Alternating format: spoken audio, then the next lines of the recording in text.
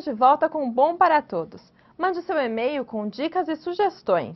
O e-mail é bomparatodos@tvt.org.br.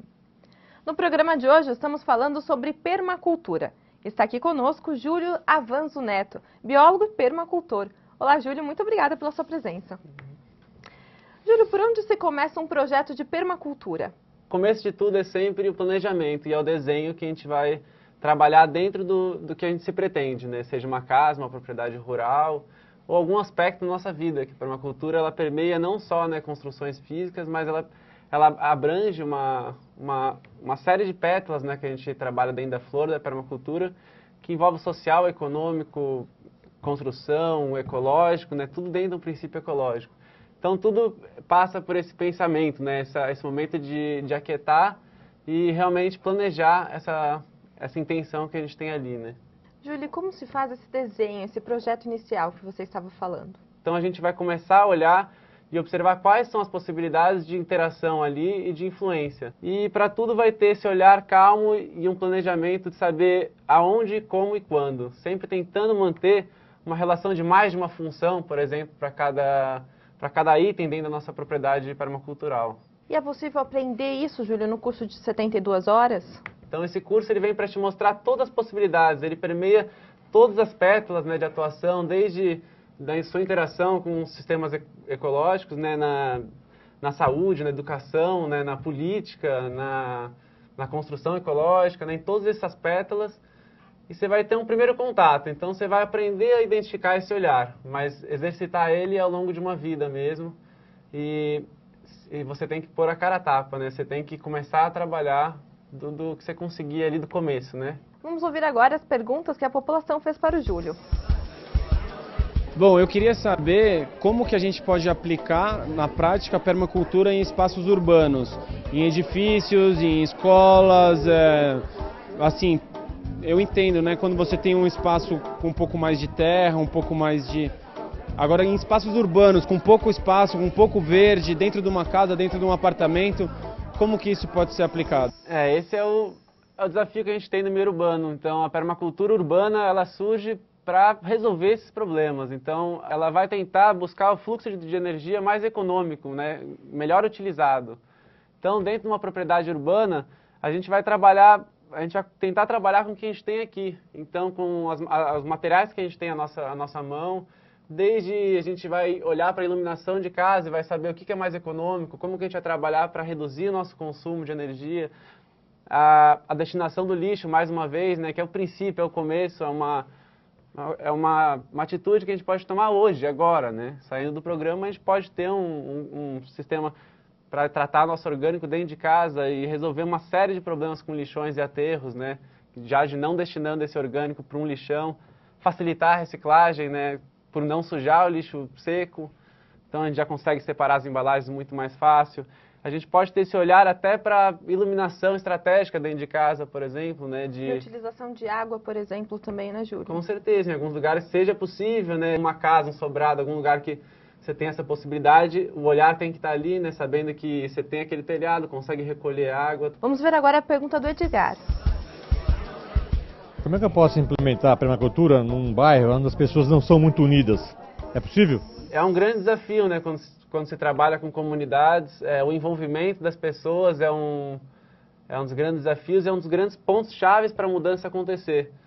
Então, é um processo assim de muitas tentativas e erros, de ir atrás, de tentar fortalecer, achar lideranças locais. Júlio, mas se o meu vizinho não quer fazer isso, não significa que eu não possa começar e fazer na minha casa. Nossa, com certeza. Esse é o ponto-chave, a gente interpretar que a gente é a mudança que a gente quer ver no mundo, né?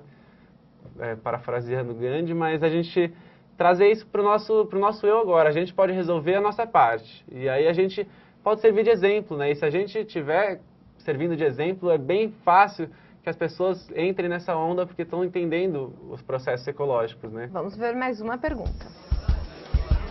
Por que ainda existe muita desinformação relacionada à permacultura e como que pode ser facilitado para encontrar materiais, informações, adequações para serem realizados de fato? Existe muita informação de fato, até sobre a permacultura hoje.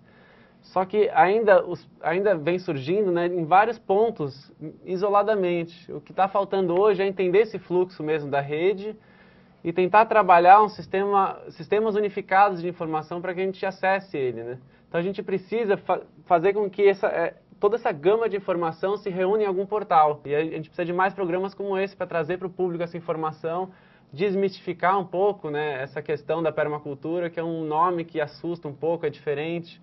Então a permacultura nada mais é do que a gente trabalhar os sistemas ecológicos. Então a gente tentar unificar e passar essa informação adiante. Vamos ouvir a pergunta da Denise.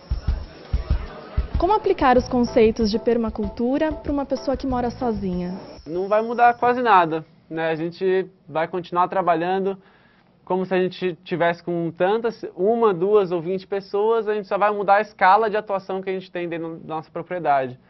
Então, sozinho a gente tem todas as possibilidades que a gente teria com mais gente, mas em escala reduzida. E em algumas vai ficar um pouco mais difícil quando a gente necessita de uma interação social, né? Quando a gente necessita de uma interação de comunidade, né? Em muitos aspectos da permacultura. Vamos ouvir a próxima pergunta. Eu quero saber o que pode ser feito a curto prazo nas casas em relação à permacultura. Então, a curto prazo, a gente é esse olhar rápido, né? Esse olhar para a propriedade, podendo identificar onde a gente pode captar água de chuva, por exemplo, com um galão, com coisa simples, né? Um galão, algum sistema de limpeza super simples, e a gente consegue já captar água para usar para fins menos nobres, como regar o jardim, né? Lavar áreas externas. A máquina de lavar já é uma fonte, né, importante que a gente tem ali, que a gente gasta muita água e tem como dar outro fim para essa água.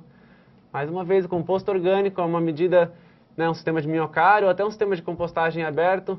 Está aí tudo entregue já para a gente poder começar hoje em casa. Como fazer esse composto, Júlio? Esse sistema de compostagem com minhocas, que é um dos mais adequados para o meio urbano, né, hoje está sendo difundido realmente, é muito simples, é um sistema de caixas, elas se encaixam, né, quase que hermeticamente, uma sobre a outra, e a gente trabalha com minhoca como um catalisador do processo de compostagem. E ele funciona com praticamente todos os resíduos orgânicos que a gente tem em casa. Vamos ouvir mais uma pergunta. A construção de banheiros secos, será que não é um retrocesso? O banheiro seco ele é uma solução muito prática, ele é uma solução muito ecológica mesmo, mas ele ainda precisa de algumas adequações para o meio urbano principalmente, né? Algumas modificações para que se torne viável, mas retrocesso jamais. Ele funciona muito bem, principalmente em meio rural, né? O Eduardo tem mais uma pergunta. Eu queria saber a durabilidade do tijolo de adobe. Tijolo feito basicamente com barro, né? A gente usa alguma fibra, pode ser o esterco, né? Às vezes alguma palha. O adobe foi um dos primeiros elementos construtivos que a gente teve, assim, desde os sumérios, né? Uma coisa que existe até hoje em alguns monumentos. Então, a durabilidade vai de acordo com a construção dele e ele se adequa a alguns terrenos. A permacultura traz esse localismo. Então, para alguns funciona muito bem e dura muito tempo, para outros, clima mais chuvoso, ele vai durar menos. Júlio, eu gostaria de pedir para que você deixasse uma dica, por favor. Ó, eu acho que a gente não tem mais tempo para perder, assim, com coisas super práticas. Eu acho que o lixo é o começo de tudo, é o caminho que a gente tem para entrar na permacultura de um jeito prático e imediato. Eu acho que está aí grande parte dos problemas do meio urbano e a gente resolve em casa, separando o lixo seco do lixo úmido e dando uma destinação correta, né? Compostando esse lixo, transformando em terra e voltando para o jardim, fechando esses ciclos, né? A permacultura traz esse olhar para a gente fechar os ciclos dentro de casa e sendo exemplo. Júlio, muito obrigada pela sua presença aqui no Bom para Todos. Obrigado. O Bom para Todos traz informações e serviços que são importantes para você. Faça suas perguntas, expresse sua opinião e dê sugestões. O e-mail é bomparatodos@tvt.org.br. No site da TVT você pode assistir aos programas que já foram ao ar.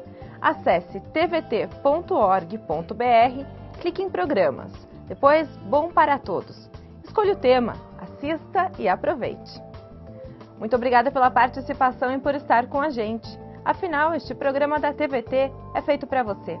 Até o próximo, boa semana a todos!